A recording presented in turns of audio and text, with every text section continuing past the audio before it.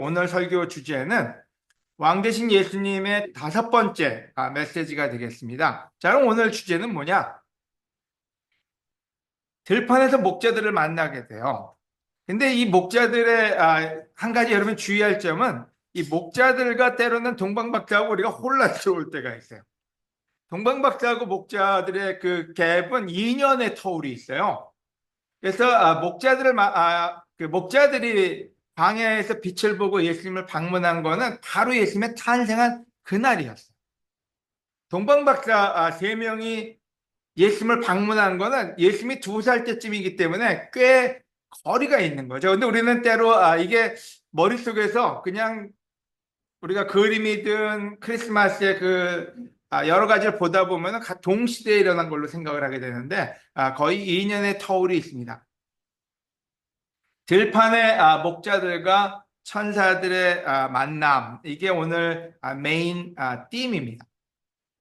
자, 예수님의 탄생일, 바로 그날, 예수님이 탄생하는 그날 목자들이 예수님을 방문하게 됩니다. 자, 이 구절을 읽고 오늘 설교 말씀을 같이 나누도록 하겠습니다. 바로 그 부근 들판에는 목자들이 밤을 새워 양을 지키고 있었다. 그때 갑자기 천사가 나타나 그들 곁에 서고 주의 영광의 광채가 그들 주변에 비쳤다. 이 광경을 보고 목자들이 몹시 두려워하자 천사가 그들에게 말하였다. 두려워하지 말아라. 내가 너에게 모든 백성들이 크게 기뻐할 좋은 소식을 알린다. 오늘 밤. 자, 여기서 주의할 게 있어요. 오늘 밤. 그러니까 바로 그 예수님이 탄생하는 그 시간을 얘기하는 거예요. 오늘 밤 다윗의 동네에서, 그러니까 베들레헴이 다윗의 동네로 그때부터 알려진 거죠. 다윗의 동네에서 너희를 위하여 구주가 나셨으니 그분이 곧 그리스도 주님이시다. 그 증거로 너희는 포대기에 쌓여 구유에 누워있는 갓난아기를 볼 것이다. 그러자 갑자기 수많은 하늘의 군대가 나타나 그 천사와 함께 가장 높은 하늘에서는 하나님의 영광, 땅에서는 하나님의 은총을 받을 사람들에게 평화하며 하나님을 찬송하였다. 여러분, 기가 막힌 일이 벌어진 거예요. 오밤중에 들판에서 양을 치던 목자들인데 갑자기 이건 뭐야 대체? 근데 그게 그냥 여러분 아름다웠을까? 아니요, 무서웠어요. 왜 이런 일이 벌어질까? 천사들이 떠나 하늘로 올라간 뒤에 목자들이 자, 어서 베들레헴에 가서 주님께서 알려주신 일을 보자 하며 달려가 보니 갓난아기가 구유에 누워 있었고 마리아와 요셉도 함께 있었다. 아기를 본 목자들이 천사들에게 들은 말을 여러 사람에 이야기하자 듣는 사람들이 다 목자들의 말에 놀라는 표정이었으나 마리아는 이 모든 말을 마음에 새겨 깊이 생각하였다. 목자들은 듣고 본 모든 일이 천사들에게 들은 것과 같았으므로 하나님께 영광을 돌리고 찬송하면서 돌아갔다. 첫 번째 포인트는 천사와 목자들입니다. 여러분, 이 구절은 얘기합니다. 바로 그 붉은 들판에는 목자들이 밤을 새워가며 양떼를 지키고 있었다. 그때 갑자기 천사가 나타나 그들 곁에 서고 주의 영광의 광채가 그들 주변에 비치었다. 여러분, 왜 목자들이었을까요? 대체 이 목자들은 누구였을까요? 대체 이 목자들이 누군데 예수님의 첫 번째 목격자가 됐을까요? 여러분 잘 생각해 보세요. 예수님이 이 땅에 왔는데 예수님을 첫 번째 목격한 사람들이 마리아와 요셉을 제외하고는 이 사람들이 첫 번째예요. 목자들은 일반적으로 부정직한 걸로 그 당시에는 간주되었어요. 우리가 생각하면 뭐 목자하면 예수님 선한 목자에서 목자들을 굉장히 거룩하거나 선하거나 아니면은 굉장히 그 고결한 인물로 우리는 느끼고 있잖아요. 그래서 우리는 목자라는 말에 대해서 굉장히 존경심을 표합니다. 하지만 일반적으로 그 당시의 목자들은 부정직한 그룹이었어요. 그래서 사내들인, 다시 말해서 탈무드나 이런 데 기록에 보면은 율법적으로 그들은 부정했어요. 왜요? 동물하고 같이 있고 죽은 동물 뭐 밖에서 사는 사람들이었기 때문에 굉장히 하찮은 직업을 가지고 있는 사람들이었죠. 예수님의 탄생 때 그들의 존재는 복음의 기쁜 소식이 가난한 사람들, 죄인들, 버림받은 사람들, 그와 같은 사람들한테 복음이 전파된다는 강력한 메시지를 가지고 있던 거죠. 여러분 잘 생각해 봅시다. 왜 목자들이었을까? 하나님은 로마의 가이사, 그러니까 뭐 시저라든지 아니면 헤롯 대왕, 아니면 예루살렘의 대제사장들, 아니면 레위파, 아니면 이런 사람들한테 천사를 보낼 수 있잖아요. 여러분, 목자는 우연히 천사를 만난 게 아니라는 얘기예요. 하나님이 하다못해 로마에 있는 그 여러 귀족들한테 나타나서 야, 니들 저기 베들레헴에 가봐. 그러면 거기에 아기 예수가 탄생을 할 거야. 전달할 수 있었고 그들이 그걸 또 믿을 수도 있었을 거예요. 근데 대왕도 아니고 시저도 아니고 대제사장들도 아니고 바로 목자들에게 나타났다는 거예요. 목자들은 무시받는 이름 없는 사람이었어요. 헤롯도 이름이 있고 시저도 이름이 있고 제사장들도 이름이 있고 하다못해 레위 계파의 뭐 사갈랴라든지 다 이름이 있는데 이 들판에 있는 목자들은 이름이 없어요. 그냥 목자들이에요. 그리고 돈 있는 사람들은 목자 하용해서 양을 치게 하지 자기들이 나가서 양을 치지 않아요. 그것도 오밤중에 밤에 양을 지키고 있었대요. 여러분, 밤에 양을 지킨다는 말은 무서운 일 중에 하나예요. 지금도 다큐멘터리를 보면은 양을 치는데 밤에 그 야수들이 와가지고 양을 잡아다가 먹고 뼈를 놓고 가는 일들을 발견하는 일들을 계속 해요. 그러니까 밤에는 굉장히 맹수들이 와서 양들을 공격하는 거죠. 근데 그때 갑자기 나타난 천사는 천사로 보이지 않고 무서울 수밖에 없었던 거예요.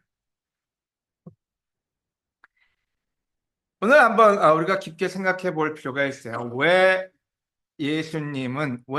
하나님은 목자들에게 천사를 보내서 첫 번째 목격자가 되게 했느냐?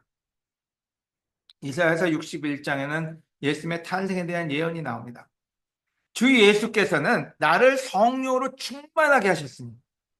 가난한 사람에게 기쁜 소식을 전하게 하시려고 나를 택하여 보내셨다. 그가 나를 보내신 것은 마음 상한 자를 고치고 포로된 자에게 자유를, 갇힌 자에게 석방을 선언하셨다. 여러분, 이사야서에서 예수님의 탄생을 얘기할 때 무슨 얘기를 했냐면요. 가난한 사람에게 기쁜 소식을 전하게 하려고 예수님을 택하셨다 얘기한 거죠. 이 말이 무슨 말일까요? 여러분, 성경의 주인공은 누굴까요? 우리는 때로 예수님이라고 생각하고 마세요. 예수님이 주인공입니다. 근데 성경을 유심히 보면요. 제가 오늘 아침에 마음속에 기뻐졌던 이유가 하나가 있어요. 성경의 주인공은 여러분하고 저라는 거예요. 하나님은 기획을 하셨고 예수님은 연출을 하셨고 그 다음에 주인공이 누구냐 얘기했을 때는 우리라는 거예요. 이 말이 무슨 말일까요? 저는 크리스천이 되고도 이해 못했던 게 있어요. 뭘 이해를 못했냐면요. 나는 잘난 사람들을 하나님이 구원하시는데 운 좋게 걸려든 한 사람으로 저를 봤어요. 인류를 구원하는 데 있어서 운 좋게 크리스찬이 된 나 자신을 봤던 거예요. 그러니까 나 자신이 주인공이 된 적이 없어요. 운이 좋았다. 근데 때로는 교회 와서도 설교 잘하는 사람, 어떤 때는 굉장히 영향력이 있는 사람, 또 어떤 때는 굉장히 부유한 사람. 그래서 그 사람들을 하나님은 더 구원하시는데 나는 운이 좋았구나. 그래서 어떤 때는 교회 안에서도 어떤 때는 이 인류의 하나님의 역사 속에도 변두리 사람으로 봤던 거죠. 근데 이 구절은 무슨 얘기를 하고 있냐면요. 성령을 충만하게 해서 가난한 사람에게, 그러니까 가난한 사람이 주인공이라는 얘기예요. 그러니까 목자가 예수님은 그냥 대충 조연으로 아니면은 엑스트라로 목자들을 쓴 게 아니었어요. 니들 때문에 온 거야. 니들한테 메시지를 주고, 니들한테 자유를 주고, 니들한테 석방, 프리덤을 주려고 온 거야. 그 메시지를 전하고 있었던 거예요. 저는 이 구절을 보면서 내가 이 목자들에 대해서 깊이 생각을 해본 적이 없구나. 왜 목자들을 제일 먼저 만나게 하셨을까? 왜 목자들한테 제일 먼저 예수님의 탄생을 알려줬을까?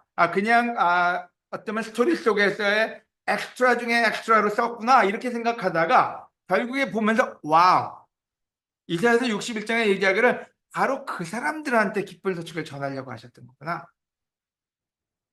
여러분, 오늘 저는 여러분이 기뻐하시기를 원합니다. 왜요? 예수님은 여러분이 생각하는 대단한 사람들을 위해서 온 게 아니에요. 여러분이 생각하는 우리 교회 인도자들 아주 훌륭한 사람들, 그들은 하나님을 너무 사랑하고 하나님은 그들을 더 많이 축복해 주실 거예요? 아니요. 길거리에 있는 목동들을 제일 먼저 축복하셨고요. 그들에게 제일 먼저 에비던스, 증거를 보여주신 거예요. 여러분은 얻어 걸린 사람들이 아니에요. 여러분 대충 가다가 하나님이 여러분한테 너도 하나 가져라 이러고 구원을 주신 게 아니라 바로 구체적으로 여러분한테 그 메시지를 주고 계신 거죠. 의도적이었던 얘기예요. 여러분, 하지만은 우리는 때로 하나님 안에 살면서도 자격지심에 살 때가 너무 많아요. 나 같은 사람, 저 사람들은 하나님이 더 축복해 줄 거야, 나는 아닐 거야. 근데 이 구절은 얘기합니다. 나를 보내신 것은 마음 상한 자. 여러분, 우리가 삶을 살면서 마음이 상할 때가 얼마나 많습니까? 여러분, 마음 상하면 오늘 그래요. 나는 이렇게 특별한 사람이 아니라서 이런 무시를 받고 사나 보다. 근데 여러분, 무시받는 게 아니라 바로 그게 여러분이 더 축복을 받고 있는 거죠. 어떤 때는 포로된 자들이, 어떤 때는 음행, 아니면은 어쩌면 우리 약점들 있잖아요. 중독된 일들, 아니면 어떤 때는 하고 싶어도 할 수 없는. 그래서 나는 나 같은 인간을 하나님이 사랑할까? 나 같은 인간을 도와주실까? 근데 이 구절은 얘기가 포로된 자들한테, 중독된 자들한테, 뭔가 빠져나올 수 없는 자들한테 내가 너희를 픽업하려고 온 거야. 이 메시지를 전해주고 있는 거야. 어떤 때 낙담할 때도 많잖아요. 희망도 없고 우울하고 뭐가 되는 건 없고, 근데 바로 그 사람들에게 프리덤, 자유를 주기 위해서 오셨다. 이 메시지가 이 목자들에게 제일 먼저 나타난 이유 중에 하나고, 구약은 그 부분을 철저하게 얘기를 하고 있습니다. 자, 그래서 여러분 오늘 한 가지 생각할 건요. 여러분이 누군지 한번 생각해 봐야 된다는 거예요. 고린도전서 1장 26절, 제가 제일 좋아하는 구절 중에 하나입니다. 형제 여러분, 자매 여러분, 하나님이 여러분을 부르셨을 때 여러분이 어땠는지 한번 생각해 보십시오. 여러분, 하나님이 여러분 부르셨을 때 여러분이 어땠는지 한번 생각해 보래요. 참 노골적이에요. 바울이 편지를 쓰면서도 인간적으로 볼 때, 자, 인간적으로 볼 때, 영적으로 거룩하게 보지 말고 그냥 세상적으로 볼 때 여러분 가운데 지혜로운 사람도 많지 않았고, 그래서 물론 예외는 뒀어요. 똑똑한 사람도 있긴 있었지만 대부분 지혜롭지 않았다는 얘기예요. 유능한 사람도 많지 않았습니다. 가문이 좋은 사람도 많지 않았습니다. 여러분, 이 구절은 얘기하기를 우리가 하나님한테 픽업됐을 때, 하나님이 우리를 부르셨을 때 우리는 그런 존재가 아니었다는 거예요. 저는 이 구절을 볼 때마다 내가 우연히 하나님한테 픽업된 사람이 아니라 하나님이 나를 위해서 예수님을 보내주셨구나 하는 생각을 하게 됩니다. 그래서 감사하게 돼요. 그래서 능력이 없음을 어떤 때는 인간적으로 보지 않고 감사할 때가 많아요. 내가 픽업된 이유는 없기 때문이구나. 저는 몇 번 나눈 적이 있는데, 미국에서 대학교 생활을 할 때 제가 제일 부러웠던 사람들이 있어요. 그 부러운 사람들이 누구였느냐? 누구였을 것 같아요? 저는 로드아일랜드라는 가장 작은 주에서 주립대학을 다녔습니다. 근데 그 로드아일랜드라는 주에는 베트남 난민 수용소가 있었어요. 그래서 베트남에서 온 사람들이 많았어요. 근데 베트남에서 온 사람은 그 당시에는 보트 피플이라고 하죠.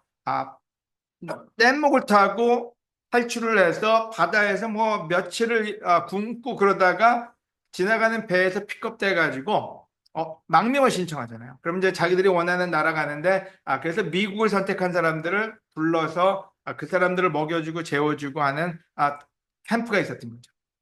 근데 이제 대학교를 들어갔어요. 저는 정식으로 이민을 가서 정식으로 학교를 들어갔으니까 모든 게 다 정상적으로 운영이 돼야 됐어요. 근데 그 학교에 탤런트 디벨롭먼트라는 재능 개발 프로그램이 있었어요. 근데 그 프로그램 들어온 사람들은 학비 공짜, 책값, 그 다음에 생활비, 그 다음에 모든 걸 다 제공했어요. 기숙사까지. 저거 뭐야? 나도 저기 좀 들어가 봐야지. 그래서 어떻게 들어가는지 봤더니 첫째는 되게 못 살아야 되고요. 되게 공부를 못 해야 되고요. 공부를 잘하면 안 돼요. 그래서 학력이 있다 아니면 공부가 만약에 뭐 A, B, C, D, F에서 페일이잖아요. D까지만 하면은 학비를 주고 계속해서 돈을 준 거예요.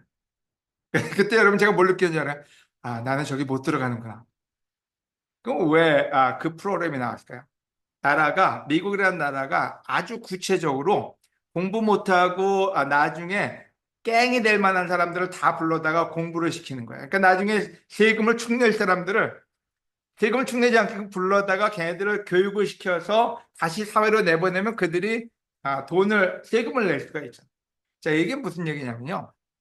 하나님이 똑같은 개념은 아니에요. 하지만 하나님이 똑똑한 자를 부른 게 아니라 진짜로 공부 못하고 나중에 미래가 없고 이런 사람들을 다 픽업해서 정상적인 삶을 살 수 있게끔 우리를 픽업해 주셨다는 얘기예요.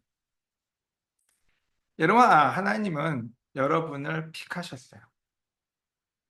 다른 사람을 픽한 게 아니라 여러분을 픽하셨어요. 만약에 여러분이 대단한 사람이라는 건 좀 다른 케이스예요. 여러분 중에 그런 사람도 있겠죠. 저와 여러분을 픽해서 우리로 하여금 하나님 나라에 공헌할 수 있게끔 하나님의 영광을 위해서 살 수 있게끔요. 또 오늘 얘기하고 싶은 게 있다면 뭔지 여러분은 하나님이 픽한 사람들이고 주인공이지 여러분이 엑스트라는 아니라는 얘기입니다. 여러분이 힘들고 상한 마음이 있고 세상에서 멸시당한다면 여러분은 하나님의 은혜를 받을 충분한 자격이 있습니다. 그리고 하나님은 예수님을 통해서 여러분을 또 다른 여러분으로 만들어 주신다는 거죠. 한글에서도 제일 많이 유명한 노래 중에 하나죠. You raised me up. 나를 일으켜 세워주셨다. 근데 그 말 중에 나보다 더 나은 내가 되게 하셨다. 이런 표현을 썼어요. 저는 그 문장이 너무 좋았어요. 여러분, 예수님은 우리들을 선택해서 우리보다 더 나은 우리가 되게끔 만들어 주신 거고. 여러분 낙담하거나 여러분 스스로를 너무 과소평가하지 말고 내가 예수님한테는 귀한 존재구나. 바로 목자들이 느꼈던 게 그거죠. 목자들은 더 이상 사람들한테 이름이 알려질 필요는 없었어요. 하지만 나중에 뒷구절에 보면은 가장 기쁨이 넘치는 또 가장 예수님을 강력하게 전달하는 사람으로 나옵니다. 아멘. 오늘 메시지를 마치면서요. 예수님은 세상에 있는 유명한 사람들, 잘 나가는 사람들 위해서 오신 게 아니에요. 여러분처럼 저처럼 별로 이렇게 두각을 나타내지 않는 저희들을 위해서 이 땅에 오셨다는 거예요.